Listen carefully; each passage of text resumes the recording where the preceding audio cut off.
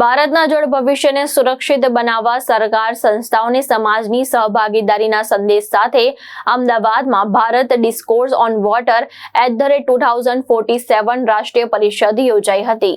અમદાવાદના KCG auditorium ખાતે ઉદગમ charitable trust દ્વારા water piece, doctor Shyama Prasad Mukherjee research foundation અને આઈ હબના સહયોગથી રાષ્ટ્રીય પરિષદ યોજાઈ હતી। તેમાં નીતિ નિર્માતાઓ, વૈજ્ઞાનિકો, જળ નિષ્ણાતો, ઉદ્યોગ જગતના પ્રતિનિધિઓ, ગ્રાસ રૂટ્સ આગેવાન અને યુવા ઇનોવેટર્સ એક મંચ પર આવ્યા હતા।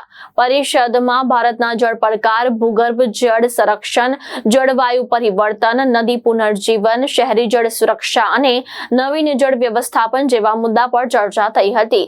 જળ સમસ્યાનો ઉકેલ માત્ર સરકારના પ્રયાસોથી નહીં પરંતુ દરેક ગામ, સમુદાય અને નાગરિકની ભાગીદારીથી શક્ય બનશે તેવો મત વ્યક્ત કરવામાં આવ્યો હતો। સ્થાનિક જળ સ્ત્રોતની જવાબદારી સ્વીકારી પરંપરાગત જળ વ્યવસ્થાનું સંરક્ષણ કરવા અને જળ સંરક્ષણને જન આંદોલન બનાવવાની અપીલ કરવામાં આવી હતી।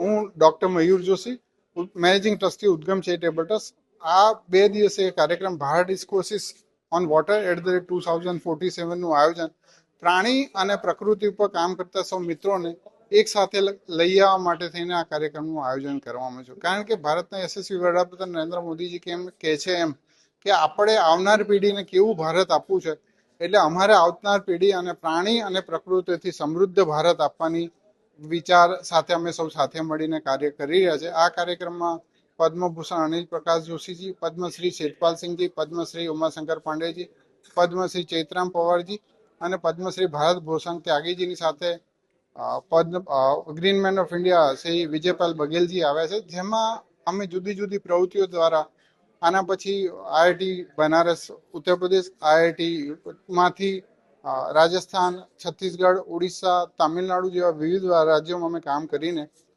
વિદ્યાર્થીઓમાં ઘરનું વોટર બજેટિંગ, સોસાયટીનું વોટર બજેટિંગ અને ગામનું વોટર બજેટિંગ દ્વારા જલ સંરક્ષણ અને પ્રકૃતિ સંવર્ધનનું કાર્ય અમે કરવા જઈ રહ્યા છીએ। અશ્વિન લિંબાચિયા, દ્રષ્ટિકોણ ન્યૂઝ, અમદાવાદ।